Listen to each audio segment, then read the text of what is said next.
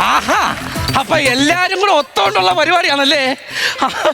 പ്രചോദയേട്ടാ, നിങ്ങൾ 3 പേര് ഇതിൽ കൂട്ടി നിന്നല്ലേ? ഇത് കണ്ടോ, ഇന്നിവിടെ ഒരു കല്യാണം നടന്ന വീടാ. ആരുടെ കല്യാണം?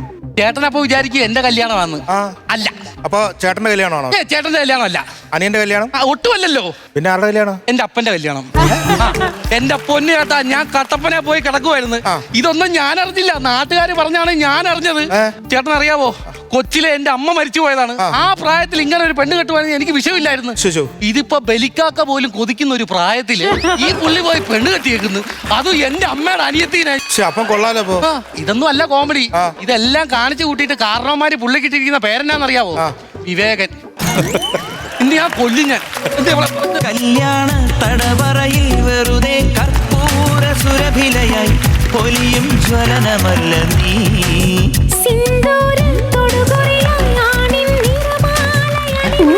ഓടരുത്. ഇല്ല, ഓടുന്നില്ല. ഇവിടെ വാ, 2 സെന്റ് അടുത്ത് വാ. 2 സെന്റ് എന്തുവാ? അല്ലേലും വേലയിടത്ത് വിവേകൻ നായർ ചെറ്റയാ. അത് ഞാനില്ലേ? അതാ പറഞ്ഞ നിങ്ങൾ ചെറ്റയാന്ന്. അപ്പനെ കയറിയാണ് ചെറ്റെന്ന് വിളിക്കുന്നത്. അത് നിങ്ങൾ പറയാൻ നിങ്ങൾക്ക് വോയിസ് ഇല്ല.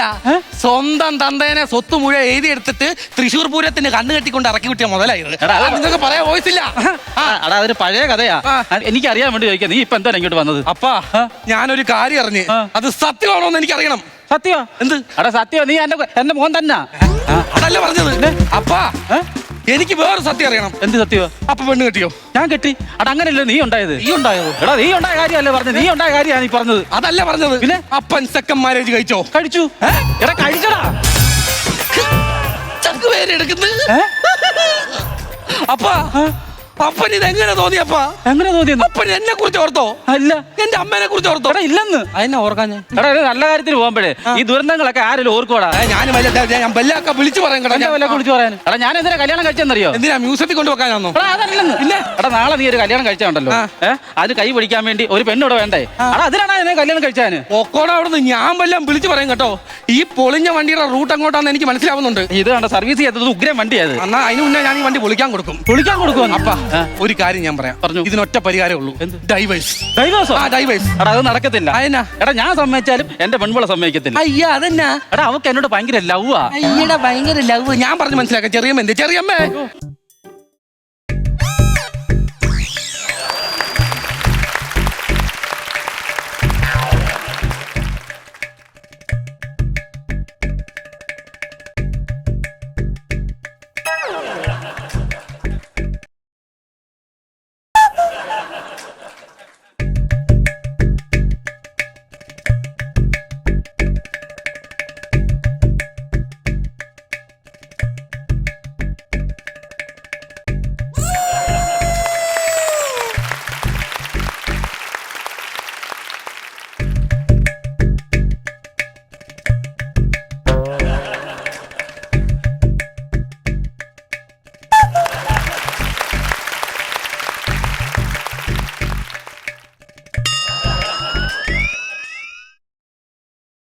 പാട്ടുകാരെ തേടി ടോപ്പ് സിംഗർ ഓഡിഷൻ UAE. 8-നും 15-നും ഇടയിൽ പ്രായമുള്ള കുട്ടികൾക്ക് ഓഡിഷനിൽ പങ്കെടുക്കാം. ഓഡിഷനിൽ അസാമാന്യ പ്രകടനം കാഴ്ചവെക്കുന്നവർക്ക് ടോപ്പ് സിംഗർ ഗ്രാൻഡ് ഫിനാലയിൽ പങ്കെടുക്കാൻ അവസരം. പ്രവേശനം സൗജന്യം. രജിസ്റ്റർ ചെയ്യാൻ ഉടൻ വിളിക്കൂ. +971 5263 10876. അയ്യോ അയ്യോ എന്നാ വലിവാ വലിവാന്ന് സ്വയം മനസ്സിലായ കളിച്ചു കയറ്റി കൂടെ. എനിക്ക് വലിവാന്ന്. ആ വലിവാന്ന്. നിങ്ങൾക്കല്ല വലിവ്, നിങ്ങൾക്കല്ല, നിങ്ങൾ കാരണം എനിക്കാണ് വലിവ്. ആണ്ടെ നിങ്ങൾക്ക് 25 വയസ്സുടെ ബുദ്ധിയില്ല. ചെറിയമ്മക്ക് ഇത് എന്തിന്റെ കേടാ? എന്താ നീ വിളിച്ചേ? ചെറിയമ്മയെന്ന്. നിങ്ങൾ കാരണമാണ് ഞാൻ ഇത് മുഴുവൻ. വേണ്ട ചെറിയമ്മ, ക്ഷമയുടെ നെല്ലിപ്പഴ കഴിഞ്ഞിരിക്കുകയാണ്. നെല്ലിപ്പലക. അത് തന്നെ എനിക്ക് പറയാനുള്ളൂ. ക്ഷമയുടെ നെല്ലിപ്പലക കഴിഞ്ഞ് നിൽക്കുവാ ഞാൻ. ഇത്രയും വർഷമായിട്ട് ഈ മനുഷ്യനെ നീ ഒന്ന് തിരിഞ്ഞു നോക്കിയോ? നീ ആര് പറഞ്ഞു? കഴിഞ്ഞ കൊല്ലം വിഷുവിന് ഞാൻ തലേന്ന് ഈ വീട്ടിൽ വന്ന്, ഈ വീട്ടിൽ ആരുമില്ല. അച്ഛൻ കിടക്കുന്ന മുറിയിൽ ഞാൻ ചെന്ന് നോക്കി. അപ്പൊ ഞാൻ ഞെട്ടിപ്പോയി ചെറിയമ്മേ. അച്ഛൻ ഒറ്റക്കാലം എന്ന് തപസ് ചെയ്യുന്നു. വർത്തനം പറ, ശുദ്ധ കള്ളത്തരം പറ. തപസ് ചെയ്യുന്നു. കള്ളത്തരം പറയരുത്. ഞാൻ ഫോട്ടോ എടുത്ത് വെച്ചിട്ടുണ്ട്. എന്റെ ദൈവമേ, ഈ വീട്ടിൽ എനിക്കൊരു നിക്കറുള്ള സ്വാതന്ത്ര്യം ഇല്ലയോ? സോറി. ശരിയാ. അതെ, അച്ഛനും മോനോട് ഇങ്ങനെ തർക്കിച്ചോണ്ട് നിൽക്കാതെ വധുവരന്മാർക്ക് മധുരം വിളമ്പായിരുന്നു. എങ്ങനാന്ന്? വധുവരന്മാർക്ക് മധുരം. ചെറിയമ്മേ,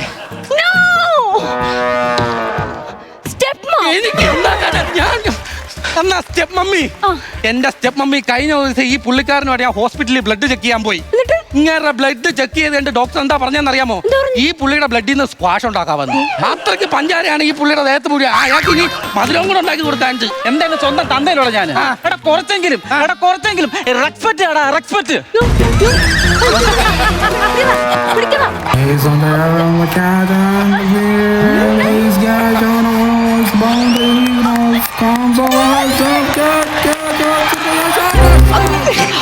താങ്ക് യു. എന്തുവാണ് നിന്റെ അപ്പ ഇവിടെ കിടന്ന് കാണിച്ചേ? മനസ്സിലായില്ലേ? ഇല്ല. ആ റെസ്പെക്റ്റിന്റെ കൂടെ വെപ്പ് സെറ്റ് പല്ലും കൂടെ തെറിച്ചു പോയി.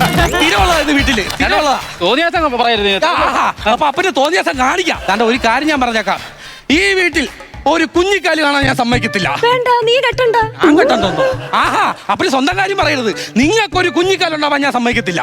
എടാ നീ എന്തോ ഈ പറയുന്നത്? എടാ നിനക്ക് വേണ്ടിയാ കല്യാണം കഴിച്ചറിയോ? എനിക്ക് വേണ്ടിയോ? ഞാൻ ജോലിസിനെ പോയി കണ്ടു.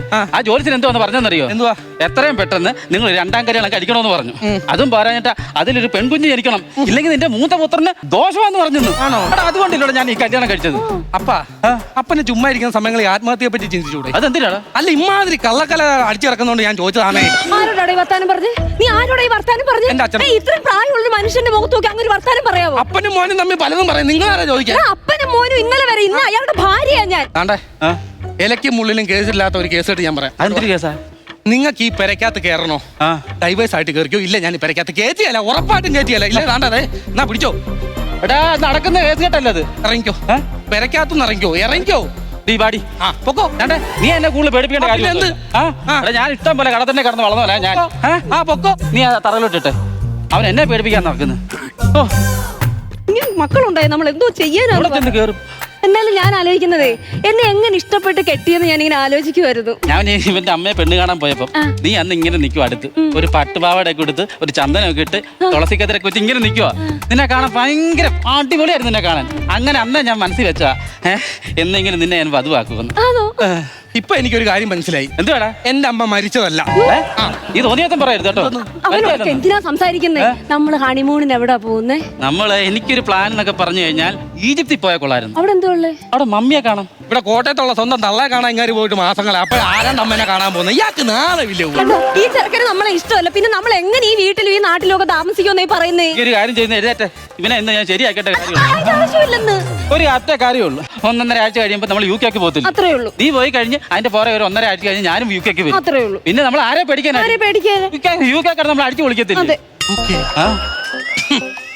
ഡാഡി, മമ്മിയെ എന്തിനാ ഈ തണുപ്പത്ത് ഈ പായൊക്കെ ഇട്ട് ഈ തലവണൊക്കെ ഇട്ട് ഇവിടെ വന്ന് കിടക്കുന്നത്? അകത്ത് വന്ന് കിടന്നൂടെ? നിനക്കെന്ത് പെട്ടെന്നൊരു സ്നേഹം ഞങ്ങളുടെ അടുത്ത്? ഒരു മകൻ അച്ഛനും അമ്മയെ സ്നേഹിച്ചൂടെ?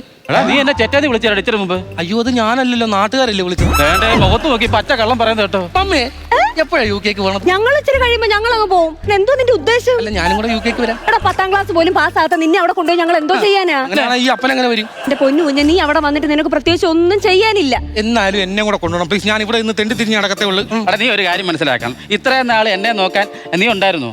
ഇപ്പൊ ഈ സമയത്ത് ഇവൾ എന്നെ നോക്കാറുണ്ട്. അതെ, ഈ ചെറുക്കനെ നമ്മൾ കൊണ്ടുപോകണോ? ഒരു കാര്യം ചെയ്, കൊണ്ടുപോ. അങ്ങനെയാണെങ്കിൽ നാളെ രാവിലെ ബസ്സിന് ഒരു 3 ടിക്കറ്റ് അങ്ങ് എടുക്കട്ടെ. അത്രേ ഉള്ളൂ. ബസ്സിനാ? ആ.